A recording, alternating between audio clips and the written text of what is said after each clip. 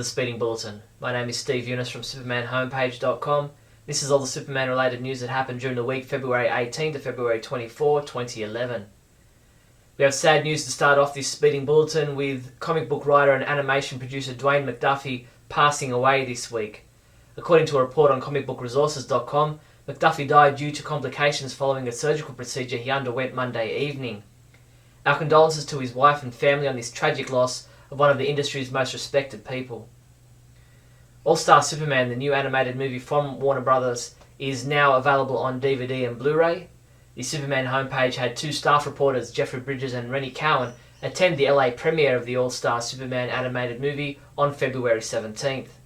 Visit the website now to listen to the audio captured from the question and answer panel that followed the screening of the film. Be sure to also check out our series of red carpet interviews with all the cast and crew in attendance. All-Star Superman comic book writer Grant Morrison gave the LA Times his thoughts on the animated adaptation of his story, saying, "I was most surprised by how much of the book Dwayne McDuffie managed to condense into animated feature length. If I'd written the screenplay, I'd probably have missed out half the material he found room for." Grant also commented on the upcoming new Superman movie starring Henry Cavill, saying, "Superman is a highly principled hero, but he's no pacifist. He's a brawler who doesn't give in until he's dead or the bad guy's down. And I'd like to see a bit more of that grit." In TV news, Jim Bennett has updated our Smallville episode guide with his summary of the most recent Season 10 episode Masquerade, while Julian Finn and Douglas Trumbull have written their reviews for this episode, with Julian giving it a 2.5 out of 5, while Doug liked it more, giving it a 4 out of 5. Fortune, the 15th episode of Season 10 of Smallville, airs tonight, Friday, February 25th at 8 p.m. on the CW.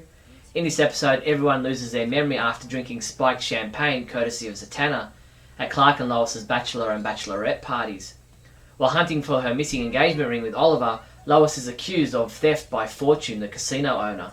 Elsewhere, Clark recalls stealing an armoured truck. Look for our episode summary and reviews in the days following this episode. CourierPress.com caught up with Michael Rosenbaum recently and asked him about returning to Smallville to reprise his role as Lex Luthor. Unlike his earlier appearances, he plans to wear a bald cap this time around. Laughingly, he said, "There are other projects that I'm working on that require hair. It takes 4 months to grow back." Nominees for the 37th Annual Saturn Awards were announced, with Smallville receiving nominations for 2 categories. The show received a nomination for Best Network Series, while Erica Durance was nominated for Best Actress in Television. The Saturn Awards will be presented in Burbank, California in June. New Superman homepage reviewer Isaac Frisby updated our Young Justice animated series episode guide with summaries for Season 1 episodes Infiltrator and Denial. Isaac also wrote his review for these episodes, giving Infiltrator a 4 out of 5 and Denial a better 5 out of 5. Superman homepage reviewer James Lance continues reviewing episodes from the 1950s Adventures of Superman TV series. Come by the website now to read his review of the Season 4 episode Blackmail, in which Lois and Jimmy investigate a plot to blackmail Inspector Henderson with stolen money. Diamond Comic Distributors announced the winners of the 2010 Diamond Gem Awards, with DC Comics taking the Comic Book Publisher of the Year award for the second year running, while the original graphic novel of the year went to J. Michael Straczynski and Shane Davis's best-selling Superman Earth 1 hardcover. Superman comic books we reviewed this week included Superman Batman number 81, which was reviewed by Michael Bailey, who said, "I really didn't care for this issue at all," and he gave it a 3 out of 5. Jeffrey Bridges reviewed Supergirl number 61, giving it a 3 out of 5, saying, "It's a hit and miss for me again." Justice League of America number 54 was reviewed by Ralph Silver, who said, "This was rather an offbeat issue," and he rated it a 2 out of 5. Adam DeShanel reviewed Young Justice number 1, saying, "A great exploration of the show that doesn't just tie in but offers far more," and he gave it a 5 out of 5. While DC Universe Online Legends number 2 was reviewed by Jeffrey Taylor, who gave it a 2 out of 5, saying, "A fun story so far, but there's one major plot point that simply doesn't work." Superman comics shipping this week from February 23rd include Action Comics 898, JLA the 99 number 5, Teen Titans number 92, Showcase presents Justice League of America Volume 5 trade paperback, and Justice League The Rise and Fall hardcover.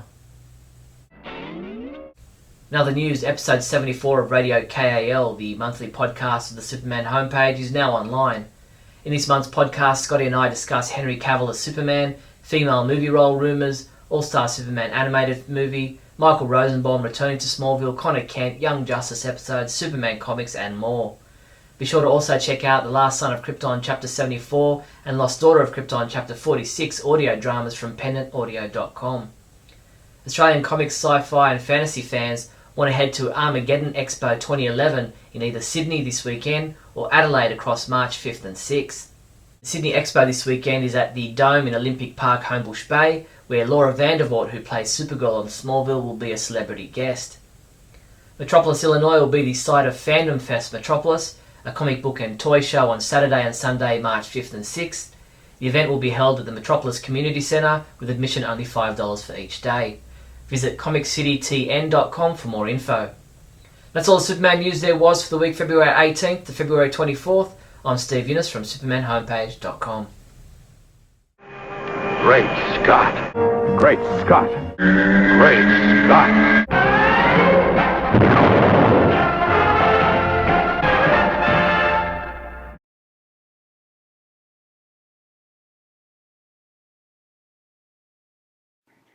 Hello everyone.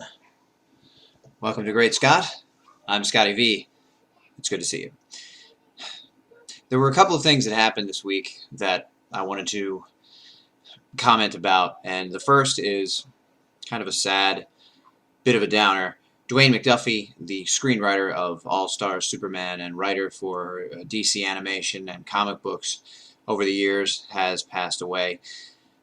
Not a lot is known about what happened to the man, other than what's been stated as surgical complications from a procedure he had done on Monday.